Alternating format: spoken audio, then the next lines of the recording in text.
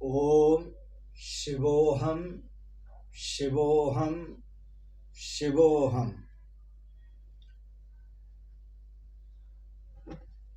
ओम सच्चिदानंद रूपाय विश्वोत्पत्त्यादि Hathaway तापत्रय विनाशाय श्री कृष्णाय वयं नमः। श्री कृष्णाय वयं नमः। ओम कृष्णाय वासुदेवाय हरये परमात्मने प्रणतः क्लेशनाशाय गोविंदाय नमो नमः। गोविंदाय नमो नमः। पूर्व प्रसंग में आप श्रवण कर रहे थे, प्रेम गली अति सांकरी जामे दो न समाए। अब आप अपने आप निर्णय लीजिए कि आपने परमात्मा से स्नेह प्रेम करना है या पदार्थों से। आपने ब्रह्म से संबंध जोड़ना है या विषयों से। प्रेम की सांकरी गली में दोनों का निर्वाह नहीं होगा। जगत का बंधन छोड़ोगे तो ब्रह्म संबंध बनेगा। जगत का बंधन नहीं छूटता तो ब्रह्म संबंध भी नहीं बनता। संसार के विषयों को, संसार के विषयों के मोह को धीरे धीरे छोड़ो। संसार को छोड़ के यहां से जाओगे, संसार त्याग करने से संसार को त्याग करने की आवश्यकता नहीं है। संसार को त्याग करने की आवश्यकता नहीं है। संसार के विषयों में जो आपका राग है, जो मोह है, जो आसक्ति है, उसका त्याग करना आवश्यक है, अनिवार्य है। तो विषयों का मोह छोड़ने की जरूरत है, संसार को छोड़ने की जरूरत नहीं है। एक चर्चा याद आई, बड़ी सुंदर छोटी सी कथा है, लघु कथा मथुरा की। एक बार मथुरा के चोबे 4-5 इकट्ठे हुए। उन्होंने सोचा चलो गोकुल चलते हैं नौका से। नौका से गोकुल गए, विश्राम घाट से बैठे गोकुल के लिए और नौका खेने लगे। रात भर उन्होंने नौका चलाई, लेकिन जब सुबह हुआ और उन्होंने कहा घाट आ गया गोकुल का और उतरे, तो देखा वो विश्राम घाट ही था। वो एक कदम भी आगे नौका नहीं गई। कारण कि वह भांग के नशे में थे। नौका में बैठकर नौका चलाते रहे। यमुना जी पार करना था।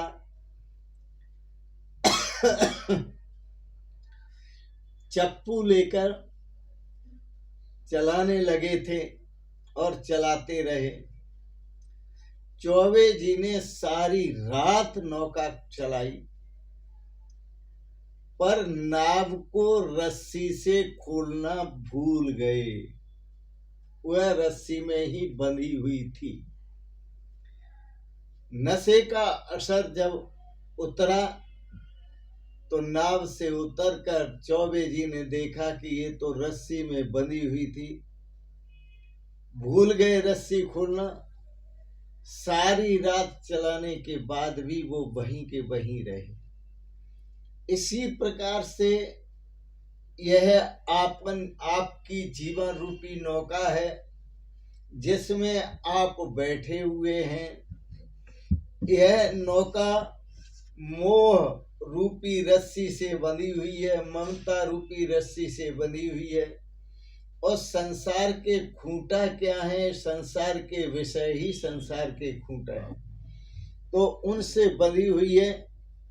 अब जब बंधी हुई है तो उन चौबे की तरह इसको आप खोलना भूल गए और खेने में लगे हुए हैं, परमात्मा की तरफ बढ़ना चाहते हैं, लेकिन आप भी अपने विषयों के मोह के नशे में इतने चूर हैं कि उनको छोड़ना भूल गए, और भूल जाने के कारण आपकी जीवन रूपी नौका कहीं पहुंची नहीं, क्योंकि इंद्रिय रूपी खूंटों से बंधी हुई है, विषय रूपी खूंटों से बंधी हुई है और मोह रूपी रस्सी से बंधी हुई है। ये जीव को इंद्रिय सुख भोगने का, इंद्रिय सुख भोगने का नशा चढ़ा हुआ है। जीव को इंद्रिय सुख भोगने का नशा चढ़ गया है, स्पर्श सुख का नशा चढ़ गया है, विषय सुख का नशा चढ़ गया है। तो विषय सुख का जो नशा चढ़ा हुआ है, इसके साथ साथ और भी नशे हैं। धन का नशा चढ़ा हुआ है, विद्या के नशे में, धन के नशे में, विषय भोगों के नशे में वह भगवान के दर्शन का आनंद नहीं पा सकता। और आनंद भगवान के दर्शन का नहीं पा रहा है क्योंकि उसकी इंद्रियां विषय सुख से बंधी हुई हैं, इनको छोड़ना भूल गया है।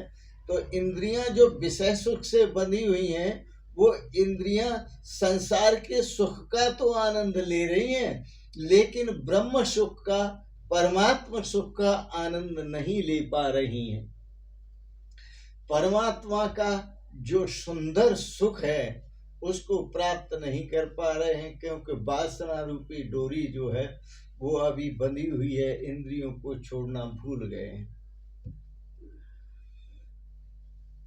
वासना रूपी डोरी से जीव बंधा हुआ है,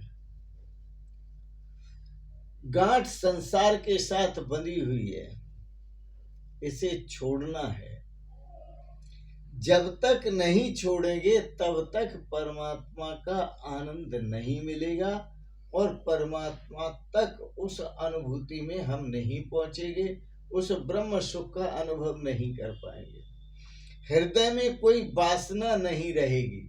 जब हृदय में कोई वासना नहीं रहेगी तब भक्ति से आनंद मिलेगा परमात्मा का, और तबीयत से खूब आनंद मिलेगा परमात्मा का, जब हृदय में कोई वासना नहीं रहेगी। क्योंकि व्यक्ति जो बंधा हुआ है वो वासना से ही बंधा हुआ है। बद्धो ही वासना बद्ध मोक्ष स्यात् वासना क्षय। वासनाओं में बंध जाना ही बंधन है और वासनाओं से मुक्त हो जाना ही मुक्ति है।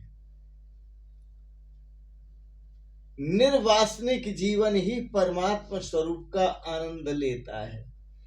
सर्व उत्तम जो वस्तु है, जितनी भी वस्तुएं हैं आपने उत्तम मान रखी हैं, ये भगवान को समर्पित कर दो। उनको एक बार कह दो सच्चे हृदय से, तेरा तुझको अर्पण क्या लागे मेरा, ये सब कुछ तेरा दिया हुआ है, ये सब तेरे अर्पण है, हमें कुछ नहीं चाहिए।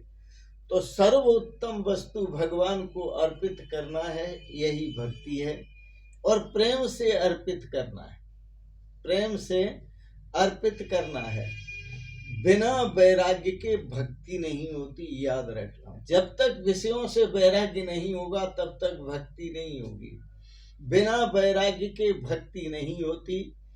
भोग जो है वो भक्ति में बाधक है, भोग भक्ति में बाधक है। संयम और सदाचार बढ़ाओगे तो भक्ति का आनंद मिलेगा। संयम बढ़ाओ, सदाचार बढ़ाओ तो भक्ति का आनंद आपको मिलेगा, सुख मिलेगा।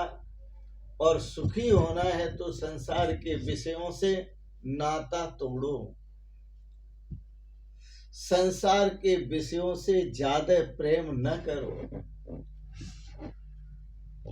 घर में ही रहते हुए संसार को छोड़ोगे और विषयों का मोह नहीं छूटेगा तो संसार भी नहीं छूटेगा।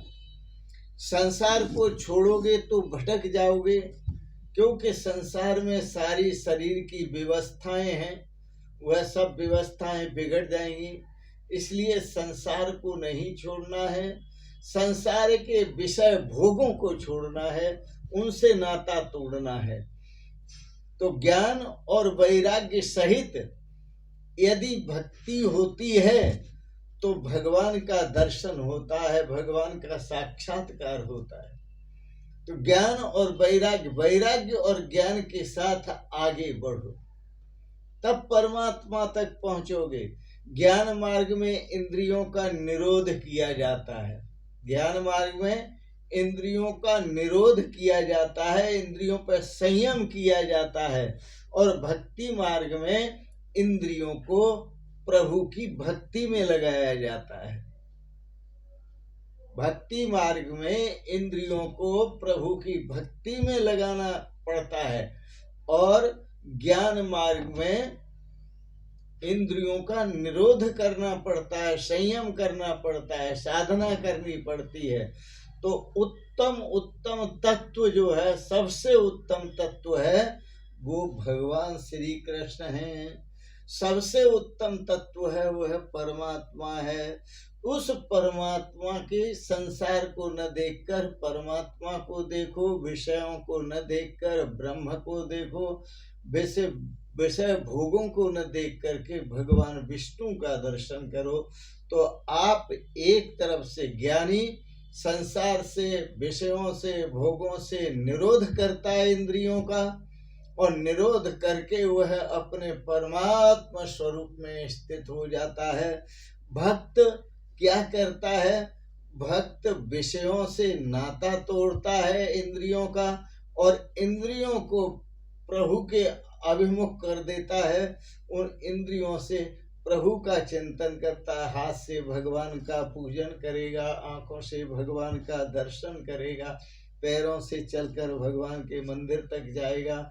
तो इस प्रकार वह कानों से भगवत कथा का श्रवण करेगा, मुख से भगवान के नाम का जप करेगा, आंखों से स्वाध्याय करेगा, संत महापुरुषों का, भगवान का दर्शन करेगा।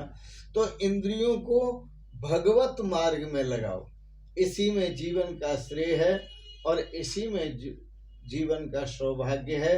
तो मैंने आपको कहा कि ज्ञान मार्ग में इंद्रियों का निरोध करना पड़ता है, इंद्रियों पर संयम करना पड़ता है, और भक्ति मार्ग में इंद्रियों को प्रभु मार्ग में ले जाना पड़ता है।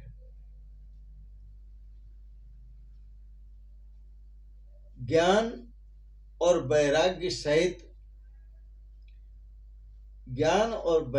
सहित यदि भक्ति बढ़े तो ईश्वर का साक्षात्कार होता है।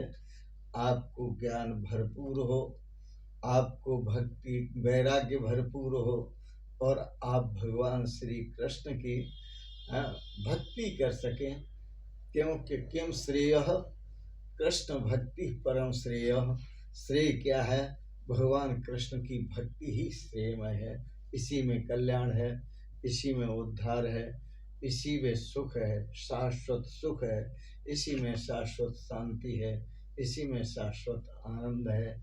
इन शब्दों के साथ वाणी को विराम देते हैं और आपके प्रति कोटि से मंगलमयी शुभ कामनाएं करते हुए ओम शिवोहम शिवोहम शिवोहम।